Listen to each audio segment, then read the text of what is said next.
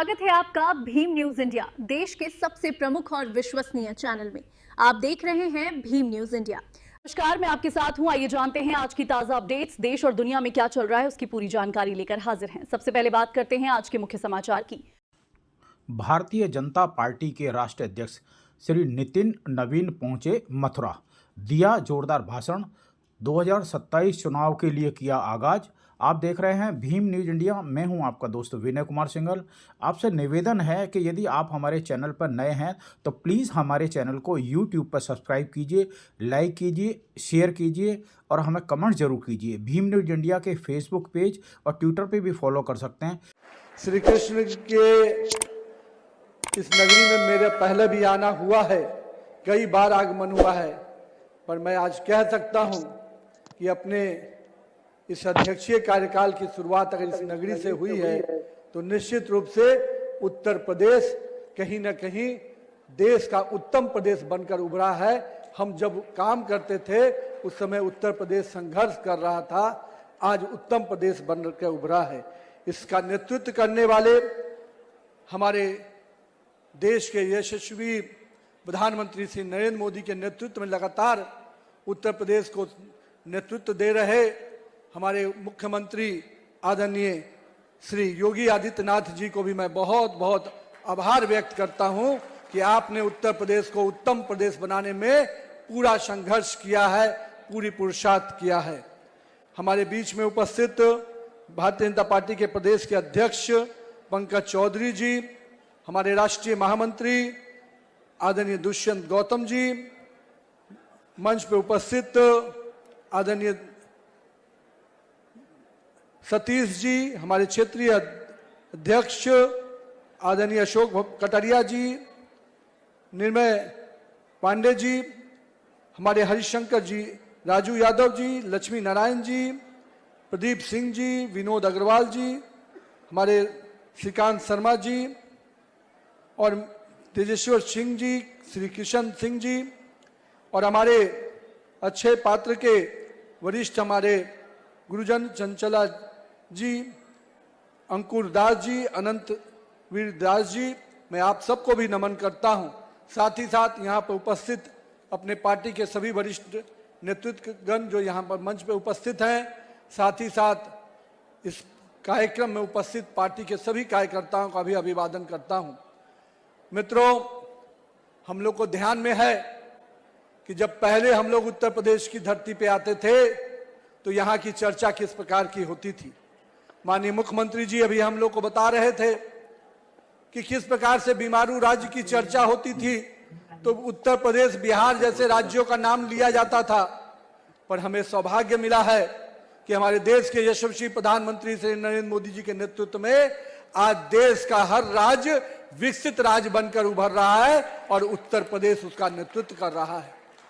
मैं इस बात को आज इसलिए कह रहा हूं मित्रों, जब हम आए थे मथुरा में अधिवेशन करने युवा मोर्चा के साथियों के द्वारा साथ, उस कालखंड में लगता था कि कब कहां कोई घटनाएं घट रही हैं, कब क्या हो जाएगा। और आज जिस कारण से उत्तर प्रदेश जाना जाता है अपने लॉ एंड ऑर्डर के लिए, उस कुशासन को समाप्त करने के लिए, और मैं कह सकता हूं कि बिहार में अगर जंगल राज था तो यहां पर भी उस अराजकता की सरकार थी जिसको हमारी नेतृत्व वाली सरकार ने समाप्त किया। आज बिहार हो या उत्तर प्रदेश हो, देश का उत्तर भारत का कोई भी राज्य हो, विकास के पटरी पर अगर आगे बढ़ रहा है तो इसका बड़ा देन कहीं ना कहीं भाजपा कार्यकर्ताओं को भी जाता है कि इन कार्यकर्ताओं ने अपने समय का संघर्ष किया और उस संघर्ष के बल पर आज देश में अपनी सरकार बनी।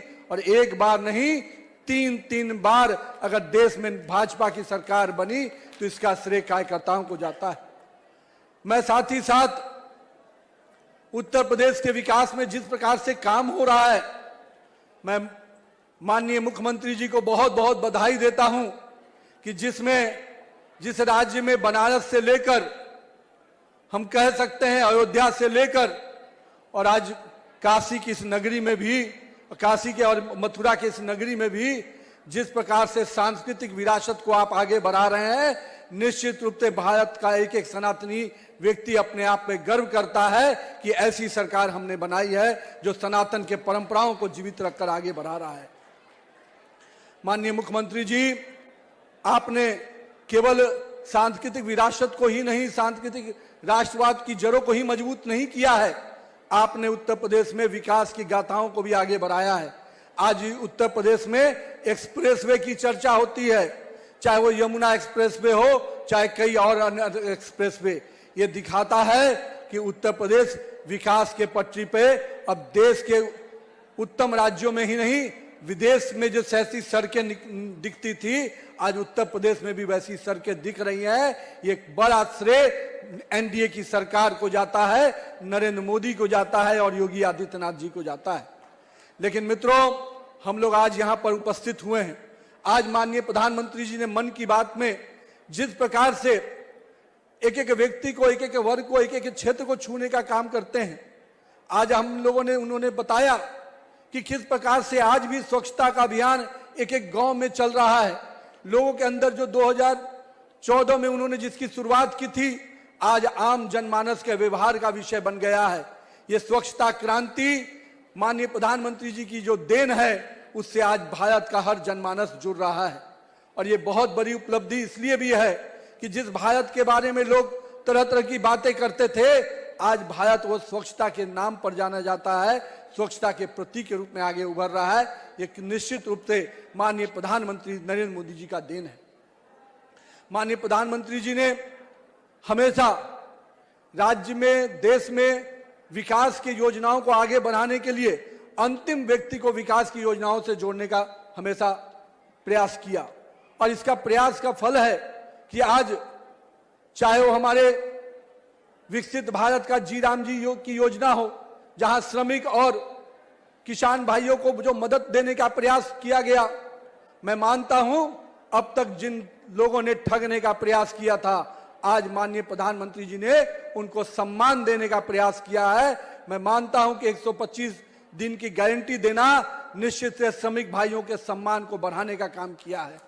मैं इसलिए आज माननीय प्रधानमंत्री जी को और केंद्र की सरकार को आभार व्यक्त करता हूं कि आपने एक एक वर्ग की चिंता की है। आपने अन्नदाता की भी चिंता की, आपने महिलाओं की भी चिंता की, और स्टार्टअप जैसी योजनाओं से देश के युवाओं की भी आपने चिंता की है। और मैं युवाओं से कहूंगा कि आप आइए। माननीय प्रधानमंत्री जी हमेशा कहते हैं कि युवाओं को राजनीति में भागीदारी के लिए आगे आना चाहिए, तो आइए सकारात्मक राजनीति में हम भी आगे बढ़कर काम करें। माननीय प्रधानमंत्री जी कहते हैं कि अगर हम एक कदम चलेंगे तो देश 140 करोड़ कदम चलेगा और देश विकास की पटरी पे आगे बढ़ेगा।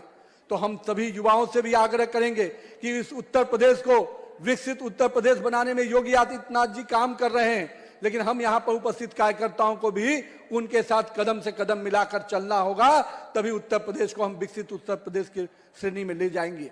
लेकिन साथ ही साथ मित्रों, 2027 का भी समय आ रहा है, और जो हमारे इस देश में एक ऐसी ताकतें भी काम कर रही हैं जो हमेशा इस देश को बांटने में, काटने में और विश्वास करती हैं, इस देश के संविधान को अपमानित करने में विश्वास करती हैं। हमें उन ताकतों से भी लड़ना है। चुनाव आते ही ये ताकतें फिर से जीवित होती हैं, कभी संविधान की दुहाई देती हैं जिन्होंने संविधान को तार तार किया, कभी वो लोग भी घूम रहे हैं जिन्होंने इस राज्य के विकास को हमेशा धत्ता बताते हुए केवल अराजकतावादी लोगों को आगे बढ़ाया। हम लोग भूले नहीं हैं कि बंदूक की नोक पर भी उत्तर प्रदेश की सरकार चलती थी। आज उत्तर प्रदेश की सरकार अगर चल रही है, जो जनता के वोट से चल रही है, जनता के जो उम्मीद है उसको पूरा करते हुए आगे बढ़ रही है। मैं इसलिए कहूंगा मेरे कार्यकर्ता भाइयों, 2027 के चुनाव की दृष्टि से भी आप सब कोई कमर कस लीजिए, क्योंकि उत्तर प्रदेश जिस प्रकार से विकास की पटरी पर तेजी से आगे बढ़ रहा है, कुछ लोगों को पसंद नहीं आ रहा है। जो लोग राजनीति को मैं मानता हूं टाइम पास समझते हैं, जो कुछ समय चुनाव आएगा तो आते हैं और फिर विदेश चले जाते हैं, वो उनको भी सबक सिखाने का समय फिर आता है। इसलिए 2027 के चुनाव के दृष्टि से भी मैं कार्यकर्ताओं से आग्रह करूंगा, अपने बूथ को मजबूत कीजिए, आज मन की बात हम लोगों ने सुनी है, अब अगले फरवरी महीने में भी हर बूथ पर हम मन की बात को सुनेंगे और माननीय प्रधानमंत्री जी का जो देश और दुनिया को जो निर्देश रहता है उसके साथ साथ हम अपने बूथ को भी मजबूत करेंगे। तो आइए मिलकर फिर से 2027 में एक योगी आदित्यनाथ जिस प्रकार से इस राज्य के विकास में लगातार लगे हैं, हम सब भी अगले 1 वर्ष जनता की सेवा में और तत्पर होकर काम करें ताकि हम इस राज्य को उत्तम राज्य बना पाए। बहुत बहुत धन्यवाद। इस कृष्ण की नगरी को, वृंदावन की इस नगरी को फिर से नमन करता हूं। बहुत बहुत अभिनंदन।